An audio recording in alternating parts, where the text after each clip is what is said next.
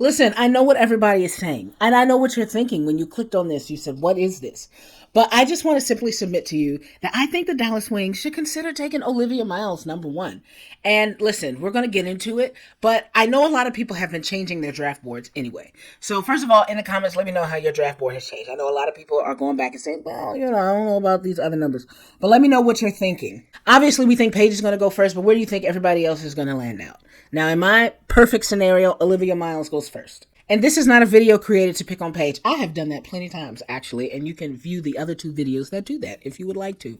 And this is not to pick on her anymore. This is to tell you about the greatness of Olivia Miles and to maybe talk about what everybody else could do if the Dallas Wings were like, hey, yeah, let's do some crazy stuff and let's pick Olivia Miles. Okay, so it's no secret that Olivia Miles is having a phenomenal season. She's come back from injury, and she looks amazing. She's getting triple-doubles in her sleep. She just got one the other day. It is what it is. Olivia Miles is that girl. And that said, I think that Olivia does a little bit more of what you need in the event the Dallas Wings keep Arike Ogunbowale and Satou Sabally. If they keep those two, I think that you should possibly consider Olivia Miles. Because Olivia is versatile. She can do a little bit of everything. That's why she gets triple doubles. But I think that she can better bridge that gap between Arike and Satou while taking a little pressure off of Arike. That tracks for me, does that not? Also, Olivia can get her own shot if she needs it. If the teams are focused on defending Arike and Satou and they're locked down and they can't get a shot, Olivia can get hers in a myriad of ways. She can shoot from the three, and she's got a nice little package to get to the layup. I like Olivia Miles. For the past couple years, it's felt like the Dallas Wings are trying to make Arike a pure point guard, and she is not a pure point guard. And I fear that you are going to draft Paige Beckers thinking that she is a point guard, and I don't think that Paige Beckers is a point guard. So you're going to sign up for more of the same, in my opinion. So take Olivia. She has amazing balance, and she's shown that with Hannah Hidalgo and Sonia Citron, and I think there's something to be said about Notre Dame guards. It's guard university for a reason. Arike came from there as well. And I think that that is a link that you really cannot overlook because it's important, especially when you're trying to build something on the fly like you might be trying to do if you were to keep Arike and Satou. Y'all need to get to the playoffs. Y'all need to compete. You can't just win 7 or 8 games with Arike and Satou. You got to do something with them. And so I think Olivia helps you there. I don't know that she's, I know that she'll be a rookie and you don't know if it'll happen right away, but I think that she has a game that will translate because it's just being smart. It's just about being smart. Now, something else to consider. We do not know anything about the Dallas Wings and the team that they are hoping to have past January. Satou Sabally is flirting hard as hell with the New York Liberty. And then what just happened? Sabrina comes along to Unrivaled and says, yeah, fuck it, I want to be on Satou's team. And so they're back together. And I just feel like, I'm just waiting for that news to break. But if it doesn't, whatever. But if it does, and you're the Dallas Wings and you start to get rid of Arike, or you get rid of Satou, right? And then maybe you start thinking of getting rid of Arike. I think in that circumstance, Paige Beckers might work over Olivia because you need somebody to build around. And I'm not saying that you can't build around Olivia, but I think that Olivia is more like your playmaker, right? Is more the person that is going to set people up, whereas Paige Beckers is going to be, I think, can be a star. So I think, like, in that regard, if you're selling the farm in Dallas, definitely go for Paige. But where you're at right now, and if we are assuming that you're keeping Arike and Satou, kick the tires on Olivia. Come on.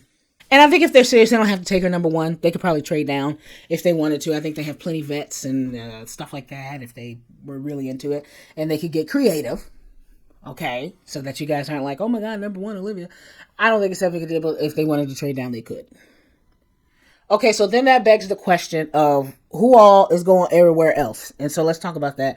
So we got Dallas Wings with Olivia. Who takes Los Angeles? Obviously, I think this gets Los Angeles their girl in Paige Beckers. And before we even get started on basketball, I am that guy. I think that big markets are important. I think Paige Beckers to LA is huge for the league. And I think that is something that the league should have. That's not to say that Dallas does not have motion. Dallas has way more motion than LA right now. I don't think LA has had real motion since the 2010s in the WNBA. So that's not what I'm saying. I'm just saying when it comes to the league, when it comes to big markets, when it comes to LA, I mean, you do have women's basketball in LA, USC. Well, not LA, but, you do have women's basketball in California that people care about. And I think that they are probably salivating and waiting for somebody to get them interested in the Sparks, because right now De'Erica Hamby isn't doing it for them. You know what I mean? So I think Paige to LA would obviously be great for the league in that sense. But I think it would be terrible. I think it would be terrible for Paige. I think that's a culture shock. The Sparks is a trash organization with no fucking facilities. And Paige already can barely stay healthy. So I it's a gift and a curse, I think. But in this scenario, Olivia going one, Paige will go two, LA gets their girl. If you've sold yourself on Paige Beckers being a point guard, then you've probably sold yourself on LA being a great fit. I do not think that Paige is a point guard. I just think that she likes to be on ball. And I think that that means that she likes having the ball in her hands because she likes to shoot it. Doesn't mean that she's a point guard. When I think about that, I think about the fact that LA already has Rikia. And I probably would rather put the ball in her hands. She's a little more efficient. And okay, you tell me in the comments whose bag you think is deeper. Whose bag you think? Because I was about to say I think Rikia's bag is deeper, but I will take a step back on that one, and y'all let me know in the comments whose bag do you think is deeper between Rikia Jackson's and Paige Beckers. Because when I think about it, I think that they could be a little redundant, and my concern with Paige is that she's a little too one-dimensional to have a niche, right? So you can have a little bit of redundancies, but I think that you need to be able to do something different than the other person, and I'm not really sure what that would be when it would come to Rikia Jackson. I think that Rikia, in my mind, what I've seen of Rikia, of course I watch a little more WNBA than college basketball, so in my mind, I've seen Rikia do a little more than I have Paige. I talked about this in my previous video about me believing that Rikia puts together the finesse and the mentality that you want Paige to have. I think she's already done it. She's had it for a little bit. I mean, she's had it for a few, in my opinion. So again, when you think about LA, when you think about Paige Beckers, whose bag would you rather have, Paige or Rikia's? And again, you can have both, but when shit hits the fan, what are y'all going to do differently? How are you going to make yourself more valuable than Rikia? Because we say if Rikia played a couple more minutes, she would have had some consideration for Rookie of the Year. I don't think she would have won it, right? But if there was no Caitlin Clark, Angel Reese and Rikia Jackson would have been going at it. Two SEC girls, right? So I think they could fit, and I think you also have to consider that the LA Sparks have a new coach who does care about spacing and things like that. So I think that she would definitely go for Paige. I know that a lot of people have said Kiki Area Finn too, and I don't think that's going to happen anymore. I mean, it could, but I don't think that's going to happen anymore with the new coach who, I don't know anything about her or Utah. So, but apparently she likes to space the floor, so I think that obviously Paige will be her girl there. I just want to see how it's going to work with the two of them. And then, I mean, all the other guards LA has, I want to say that they resigned a lot of people. They extended a lot of people. And they have a lot of vets, too. I mean, if they wanted to do something funky. Listen, okay, I'm going to take a little right here. I happen to think that the Sparks should sell the farm. I think that, again, if De'Erica Hamby is your best player, you are not good. I think that Azare has great potential, but you don't really have the facilities to keep up with her, and to make sure that she is all that she needs to be and is as healthy as she needs to be. And I think that she's 27, and 27-year-olds win rings in the WNBA. So I don't know how much longer she's going to want to stick around for Cam and Rikia and Paige to get it together, especially when she came into the league to Skylar Diggins-Smith and Liz Cambage, I don't know. So I tend to think that the Sparks should sell the farm, go all in on Rikia, Cam, and Paige. I don't think they should get Kiki in that scenario where they sell the farm. But in my opinion, I don't see I don't get it for the Sparks. I don't know what they're trying to do over there, what they thought they were trying to do. And yeah, if Paige wants to take that cross and try to figure it out, best of luck to her. But for anybody going to LA, honestly, truly, I don't know. I don't know. They don't know, okay? They don't know. Okay, and the Chicago Sky. Now, I struggle with this one. And if you're under the sound of my voice, let me know what you think in the comments. Tell me what you think. Because I've heard a lot of people say it needs to be Anissa Morrow. In the original scenario that Paige goes one, I've heard a lot of Sky fans say that it needs to be Olivia Miles. As a Scaces fan, I think it needs to be Olivia Miles also, right? Because I like Olivia Miles, and I'm a Scaces fan. But I've heard a lot of people say Anissa Morrow. And I don't, I'm going to try not to lie too much because I do not watch a lot of LSU. But I do know that Anissa Morrow is good, right? But I think that another option could be Sonia Citron.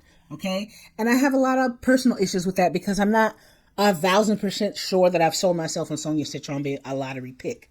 However, I think that she could be a better fit for Chicago. So let's talk about Anissa. Anissa is from Chicago. She knows Angel Reese. She's got the SEC toughness. I think Tyler Marsh will really like that. And she's leading the nation in rebounds. She gets a ton of double doubles. She had like 25 and 18 the other day. Like these are thick double doubles. These are not just 11 points, 10 points. These are thick double doubles. Okay. And I think that's really cool. And thinking about her as a wing next to Angel Reese and Camila Cardoso, I think that could be really, really interesting. But you have rebounds covered because you have Angel Reese and you have Camila Cardoso. And it could be really nice to tempt yourself into believing that putting her next to those two would be really cool. But you already star for offense. You already star for shooting. It's all on Rachel. I don't know why I wanted to call her Rebecca. It's all on Rachel right now, right? Rachel Banham. And you would like Kennedy Carr and Michaela and, whoever else you bring in there. You don't have really good guards if you're Chicago. You don't really know where you're going with guards right now, right? You're going to know by the time you draft. But that being said, I think Sonia Citron is just a better fit, right? I love Sonia. I think that she's the perfect role player. She's got great finesse. I think that she has a deeper bag than what she's letting off. She's got great balance. She's smart. She's a leader. Doesn't have a huge ego. And she's shooting 37% from three in her career. That's what you need. This year, she's taking the most threes ever at 5 a game. And she's shooting 39%. That's what you need. Right? I know that Chicago wants Olivia Miles, but Sonia Citron is a really nice second pick. Mind you, she's doing that while averaging 14 points, 6 rebounds, 2.5 assists. And I don't think, I would love the assist to come up a little bit, but I don't think she's going to have a problem passing to Angel Reese and Camila Cardoso. I mean, who is her post right now? So I like Anissa Morrow, and I completely understand the thought of picking Anissa to go to Chicago, but I think it should be Sonia Citron. Again, I could change my mind on that. I really could.